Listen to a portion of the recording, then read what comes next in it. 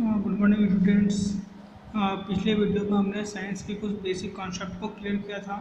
साथ ही हमने ये पढ़ा था कि चैप्टर 1 में हमें रासायनिक अभिक्रिया को पढ़ना है। तो पिछले वीडियो में बताया था हमने कि रासायनिक अभिक्रिया क्या होती है। तो एक बार फिर अपन उसको थोड़े कॉन्सेप्ट को क्लियर करते हैं कि रासायनिक अभिक्रिया होती क्या है। तो रासायनिक अभिक्रिया क्या होती है कि रासायनिक अभिक्रिया वह अभिक्रिया है जिसमें अभिकारक से हम उत्पाद को बना सकते हैं। अभिकारक से उत्पाद को बना सकते हैं, लेकिन हम वापस उत्पाद से अभिकारक को नहीं बना सकते। देखिए एक बार फिर रासायनिक अभिक्रिया। तो रासायनिक अभिक्रिया वह अभिक्रिया है जिसमें अगर उत्पाद बनाता है, उत्पाद बन जाता है, तो वापस हम उत्पाद से अभिकारक नहीं बना सकते।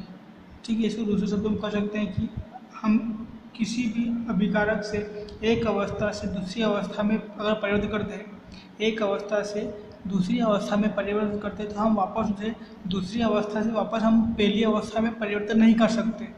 एग्जाम्पल दे सकते हैं, हम अगर दूध से अगर दही बनाते हैं, दूध में हम क्या करते हैं, कुछ भी खट्टा पदार्थ डालते हैं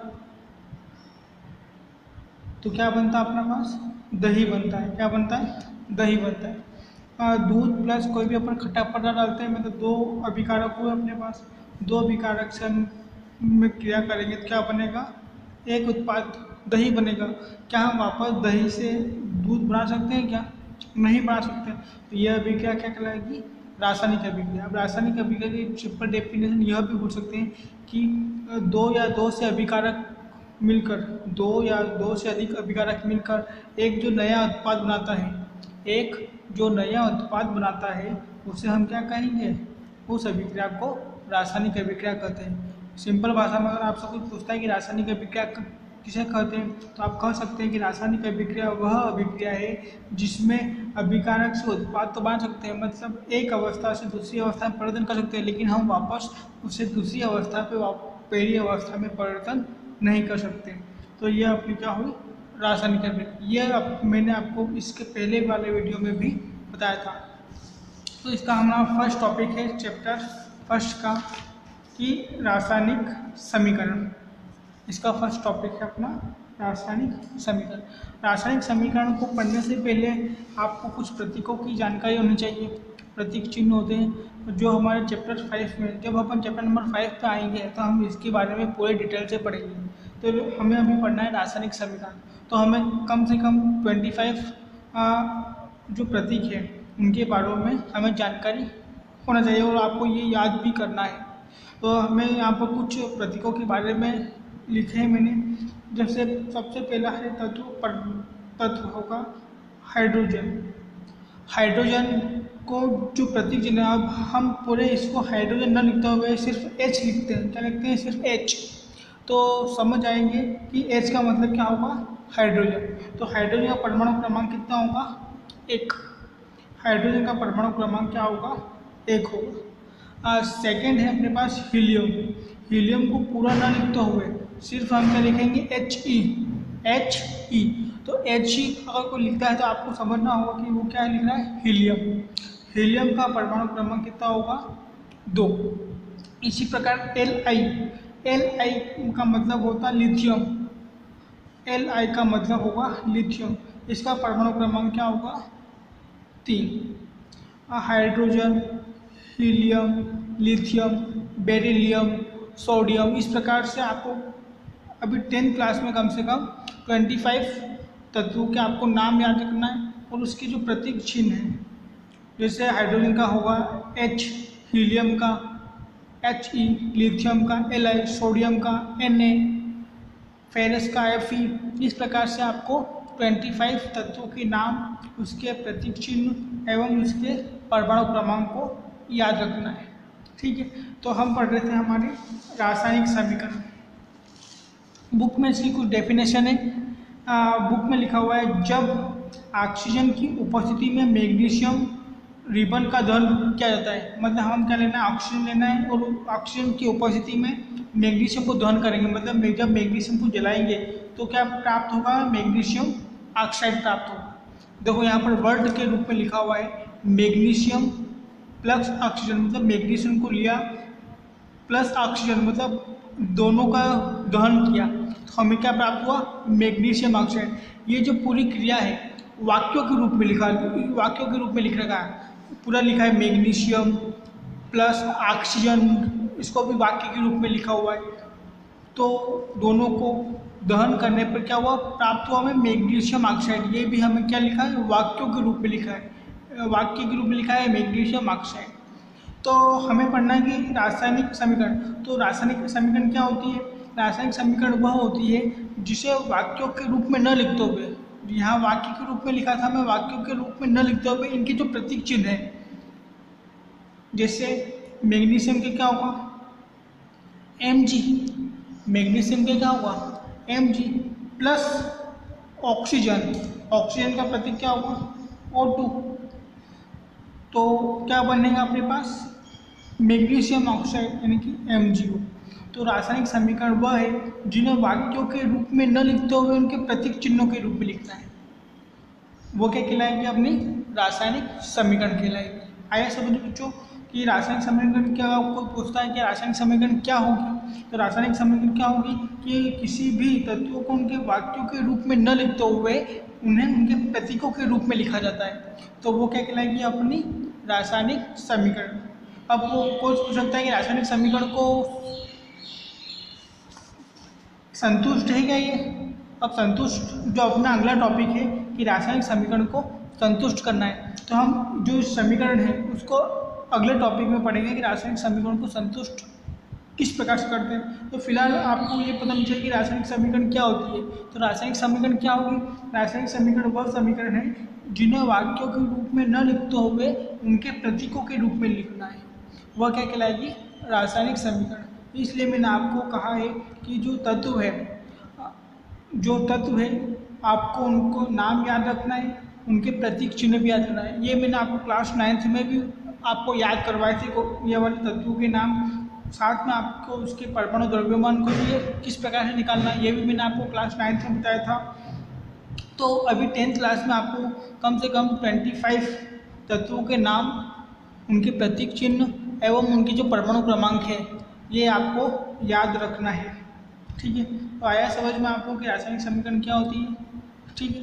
अब अपना रासायनिक समीकरण को लिखना, तो मैंने यहाँ लिखा हुआ था कि रासायनिक समीकरण क्या होगी, तो लिखा हुआ डेफिनेशन, किसी रासायनिक अभिक्रिया में भाग लेने वाले अभिकारक और उत्पादों को उनके प्रतीकों के रूप में लिखना है। प्रतीकों के रूप में लिखना क्या कहलाती है? रासायनिक समीकरण। ये अभिकारक होते हैं और ये अपन अभिकारक से क्या बनाया? उत्पाद बनाया। यहाँ हमने इनके वाक्यों के रूप में लिखा था, वाक्य ये इसके अभिकारक हुए थे, यह अभिकारक और ये हमने उत्पाद। तो रासायनिक समीकरण क्या है? किसी रासायनिक अभिक्रिया में भाग लेने वाले अभिकारक व उत्पाद को उनके प्रतीकों के रूप में लिखना है, तो वो क्या कहलाएगा? रासायनिक समीकरण। जैसे Mg+O2 क्या बना? MgO। यह भी समीकरण संतुष्ट नहीं, जो अपना अगला टॉपिक आएगा उसमें मैं आपको समीकरण को संतुष्ट करने सिखाऊंगा।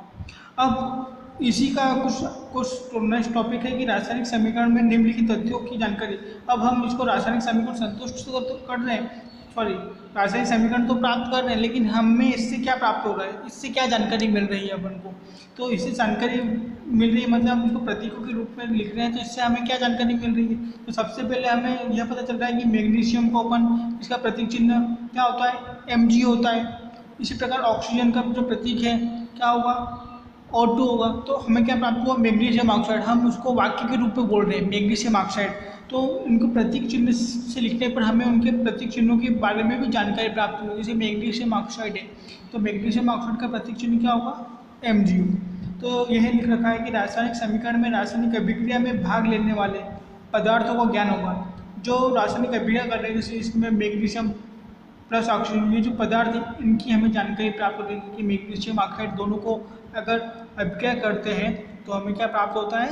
Magnesium oxide. साथ में इनकी हमें प्रतीकों की जानकारी प्राप्त हो रही है। सेकेंड है कि रासायनिक अभिक्रिया के फलस्वरूप उत्पन्न उत्पादों का ज्ञान होता है।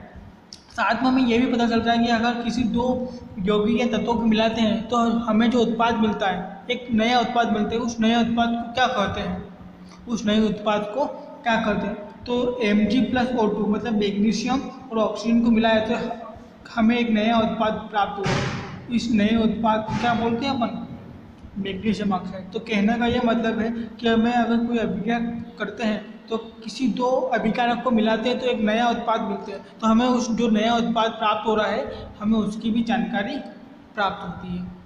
ठीक है, अब हमारा अगला टॉपिक है संतुलित रासायनिक समीकरण का महत्व। अब ये जो समीकरण बताया था मैंने Mg+O2 = MgO, ये संतुष्ट नहीं है। संतुष्ट का मतलब होता है कि जैसे ऑक्सीजन यहाँ पर कितना है O2, मतलब ऑक्सीजन कितने दो है, लेकिन यहाँ पर मैंने कितना लिखा है, एक लिखा है। तो दोनों तरफ जो तत्वों के नंबर्स हैं वो दोनों तरफ तत्वों के नंबर्स बराबर होने चाहिए। मैंने आपको क्लास 9th में भी आपको एक नियम बताया था, द्रव्यमान संरक्षण का नियम। ये लिखा हुआ है बुक में कि द्रव्यमान संरक्षण का नियम स्मरण होगा, जो हमने क्लास 9th में भी मैंने आपको बताया था, जिसका आपने 9वीं कक्षा में अध्ययन किया था। किसी रासायनिक अभिक्रिया में द्रव्यमान को तो उत्पन्न कर सकते हैं, नहीं नष्ट कर सकते हैं। मतलब इस जो अपन सॉल्व करेंगे तो किसी भी द्रव्यमान को न तो उत्पन्न कर सकते हैं, नहीं नष्ट कर सकते, केवल उस एक अवस्था से दूसरी अवस्था में परिवर्तन कर सकते हैं। या अपने दूसरे रूप में कर सकते हैं, इन तत्वों को अपन Mg है तो जितना Mg कितना एक है, मानना एक है तो इधर भी कितना होना चाहिए, एक होना चाहिए। यहाँ पर ऑक्सीजन कितना है, दो है, तो लेकिन ऑक्सीजन यहाँ पर इस साइड कितना है, उत्पाद की तरफ एक ही है। तो ये आपकी समीकरण संतुष्ट नहीं है, ये आपकी समीकरण संतुष्ट नहीं है, ये हमारी समीकरण संतुष्ट नहीं है। तो अब हम समीकरण को संतुष्ट करेंगे। तो संतुलित रासायनिक समीकरण क्या होती है, तो वह रासायनिक समीकरण जिसमें दोनों पक्षों में प्रत्येक तत्वों के परमाणु संख्या बराबर हो। मतलब जैसे कि Zn इधर एक है तो इधर भी कितना होना चाहिए, एक होना चाहिए। हाइड्रोजन H2 कितना है, यहाँ पर दो है तो इधर भी कितना होना चाहिए, दो होना चाहिए। SO4 कितना है, इधर चार है। S तो सल्फर तो एक ही है, लेकिन ऑक्सीजन कितने हैं, चार है, तो सल्फर भी इधर एक है, इधर भी चार है। ठीक है, तो अगर आपको कोई पूछे कि रासायनिक संतुलित रासायनिक समीकरण की डेफिनेशन या कोई सिंपल भाषा में बताओ कि संतुलित रासायनिक समीकरण होती क्या है, तो आप कह सकते हैं कि वह रासायनिक समीकरण जिसमें दोनों पक्षों के तत्वों के परमाणु की जो संख्या है वह अगर बराबर है तो वो क्या कहलाएगी, संतुलित रासायनिक समीकरण। अब जैसे कि ये तत्वों के परमाणु की संख्या, तत्वों के नाम, उसके अभिकारक और उसके उत्पाद, इस वाले को अपन क्या बोलेंगे, अभिकारक। अब ये आपको याद रखना है कि अभिकारक और उत्पाद किसे कहते हैं। ठीक है, एरो के इधर अभिकारक होगा और एरो के इधर उत्पाद होगा। एरो अपन ने इसलिए शो किया है कि जो अभिकारक है उसमें अभिक्रिया हो चुकी है और उससे जो नया उत्पाद बना हुआ है वो अपन ने एरो के इस तरफ लिखा है, तो ये आपके लिए क्या होगा, उत्पाद होगा। ठीक है, तो Zn अपन एक एक तत्व लेके चलेंगे। सबसे पहले Zn कितना है, यहाँ पर एक है, तो यहाँ पर लिखा अपन ने एक। अब ये अभिकारक, अब उत्पाद की तरफ देखते हैं अपन, उत्पाद में Zn कितना है, एक है, तो ये भी, मतलब ये दोनों क्या हुआ है, बराबर हो गए। सेकेंड है हाइड्रोजन, कितना है, ये हाइड्रोजन कितना है, यहाँ पे दो, अभिकारक में दो है, तो ये अभिकारक में कितना हुआ, दो है। हाइड्रोजन, अब उत्पाद की तरफ देखते हैं अपन कि हाइड्रोजन उत्पाद की तरफ कितना है, हाइड्रोजन उत्पाद की तरफ भी कितना है, दो है, मतलब ये भी क्या हुआ है, बराबर हो गए। अब देखते हैं अपन S, सल्फर कितना है, यहाँ पे एक, अभिकारक की तरफ, क्या ये उत्पाद की तरफ भी एक है, हाँ ये उत्पाद की तरफ भी कितना है, एक ही है, तो दोनों तरफ इक्वल है, ये भी दोनों तरफ इक्वल है। अब बात करते हैं ऑक्सीजन की। ऑक्सीजन कितना है, चार है, अभिकारक की ओर और उत्पाद की तरफ भी कितना है, यहाँ पे चार है। ये मतलब अभिकारक में तत्वों की संख्या और उत्पाद में तत्वों की संख्या दोनों बराबर है, मतलब यह संतुलित रासायनिक समीकरण है। अब हर समीकरण संतुलित नहीं होगी, हमें उसको संतुलित करना पड़ेगा। तो आइए देखते हैं कि हम संतुलित समीकरण को किस प्रकार से करते हैं।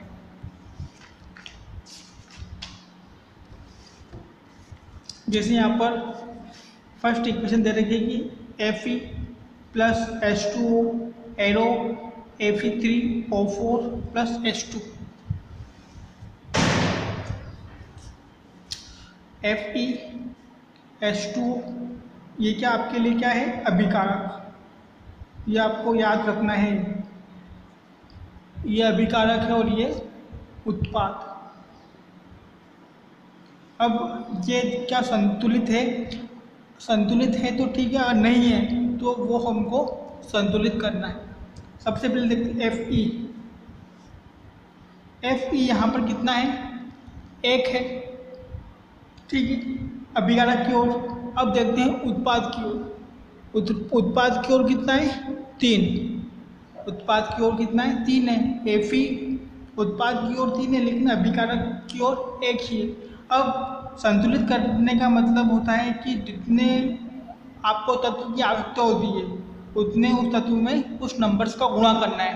क्या करना है, गुणा करना है। जैसे यहाँ पे Fe कितना 3 है लेकिन अभिकारक में तो कितना है, 1 ही है, तो आपको कितना चाहिए, इसको भी क्या करना है, 3 बनाना है। तो मतलब इस 3 का मल्टीप्लाई इधर करना है। संतुलित करना मतलब उस जितने तत्वों की आवश्यकता हो उसने नंबर्स का गुणा करना है। तो हमने यहाँ पे 3 का गुणा कर दिया, ठीक है। अब देखते हैं Fe यहाँ पर 3 है और Fe यहाँ पर 3 है, दोनों तरफ इक्वल हो गए। अब बात करते हैं अपन हाइड्रोजन की। हाइड्रोजन यहाँ कितना है, 2 है, H2 2 है, इधर उत्पाद की तरफ में कितना है, 2 है, मतलब ये दोनों क्या हो गए, बराबर हो गए, ठीक है। अब हम बात करते हैं ऑक्सीजन की। ऑक्सीजन यहाँ पर कितना है, 1 है, लेकिन ऑक्सीजन उत्पाद की तरफ कितना है, 4 है, मतलब आपको इधर भी कितना चाहिए, 4 चाहिए। तो 4 चाहिए मतलब इधर आप क्या करोगे, 4 का गुणा करोगे। तो हमने यहाँ कर दिया 4 का गुणा करा, तो ऑक्सीजन आपके लिए कितना हो गया, 4 हो गया। ऑक्सीजन आपके लिए कितना हो गया, 4 हो गया। लेकिन जो हाइड्रोजन है, 2 तो आपके पास पहले थे ही से, 4 का और लिखने पर इन दोनों का गुणा हो जाएगा, मतलब 4 × 2 यानी कि जो हाइड्रोजन है वो आपके पास कितना हो गया, 8 हो गया। हाइड्रोजन आपके पास 8 हो गया, लेकिन हाइड्रोजन उत्पाद की तरफ कितना अपने पास, उत्पाद की तरफ तो आप 2 ही है, मतलब आपको इधर भी कितना करना पड़ेगा, 8 करना पड़ेगा। तो 8 करने के लिए इधर भी आपको 4 का गुणा करना पड़ेगा, ठीक है। देखते हैं वापस अपन, देखो शुरू से देखते हैं वापस, एक बार आपको बताता हूँ। Fe plus H2O Fe3O4 plus H2, ये आपका क्वेश्चन था। संतुलित समीकरण मतलब आपको दोनों तरफ जो तत्व है उनको इक्वल करना है। तो सबसे पहले हम Fe को देखते हैं, तो Fe कितना है, इधर 1 है, इधर कितना है, 3 है, तो इधर भी 3 करने के लिए हमने यहाँ पे 3 का मल्टीप्लाई किया, ठीक है। तो Fe इधर भी 3 हो गए, Fe इधर भी 3 हो गए। अब आपको हाइड्रोजन देखना, हाइड्रोजन कितना है, यहाँ पे 2 है, ठीक है। हाइड्रोजन यहाँ पर भी कितना है, 2 है, दोनों इक्वल हो गए। अब बात करते हैं अपन ऑक्सीजन की। ऑक्सीजन कितना है, यहाँ पे 1 है, लेकिन यहाँ पर ऑक्सीजन कितना है, 4 है। अब संतुलित करना मतलब इसमें 4 का गुणा करेंगे। तो हमने यहाँ पर देखिए 4 का गुणा किया, देखिए अपन ने 4 का गुणा किया, तो 4 का गुणा करने पर ऑक्सीजन तो अपने पास कितना हो गए, 4 हो गए। लेकिन ये जो क्वेश्चन हाइड्रोजन था, 4 का गुणा करने से 2 तो आपके पास पहले थे इसे, 4 और आगे तो इन दोनों का मल्टीप्लाई करने पर कितना होगा, 8 हो जाएगा, मतलब आपके पास हाइड्रोजन कितना हुआ, 8 हो गए। तो यहाँ पर भी, लेकिन यहाँ 2 थे तो यहाँ पर भी 8 करने के लिए हमने यहाँ पे 4 का गुणा किया। तो देखिए Fe 3 है, यहाँ पर भी Fe 3 है, यहाँ पर 4 का 4, 4 दूना 8, हाइड्रोजन कितना हो गए, 8 हो गए। यहाँ पर भी हाइड्रोजन कितना हो गए, 8 हो गए। यहाँ पर ऑक्सीजन जो है, इन दोनों का मल्टीप्लाई करने पर 4 ऑक्सीजन हो गए और यहाँ पर भी 4 क्या हो गए, ऑक्सीजन हो गए। मतलब इधर वाले जो अभिकारक है और इधर जो उत्पाद है, दोनों के नंबर्स बराबर हो गए, मतलब ये आपकी संतुलित समीकरण कहलाएगी। क्या कहलाएगी, संतुलित रासायनिक समीकरण कहलाएगी, ठीक है। इसके एक दो एग्जाम्पल और मैं आपको बताऊंगा। देखिए अपनी एक्सरसाइज में एक निम्न रासायनिक समीकरण को संतुष्ट कीजिए क्वेश्चन है, तो ये एक और अपन क्वेश्चन करके देखते हैं।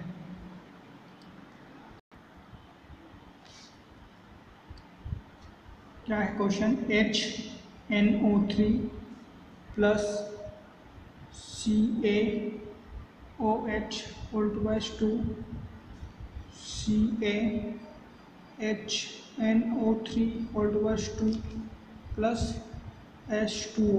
अब देखिए ये कोष्टक के अंदर OH है और उसके कोष्टक के बाहर 2 है, तो इसका मतलब है ऑक्सीजन के नंबर भी कितना है, 2 है, और हाइड्रोजन के नंबर भी 2 है। मतलब इस जो 2 है इनका मल्टीप्लाई इन दोनों में होगा और कोष्टक के बाहर है। इसी प्रकार NO3 कोष्टक के बाहर कितना 2 है, तो 2 का मल्टीप्लाई N मतलब नाइट्रोजन में होगा, तो नाइट्रोजन कितने हो गए, 2 हो गए, और ऑक्सीजन कितने हो गए, 6 हो गए। ठीक है, अब अपन इसको सॉल्व करते हैं। सबसे पहले अपन एक एक तत्व लेके चलते हैं।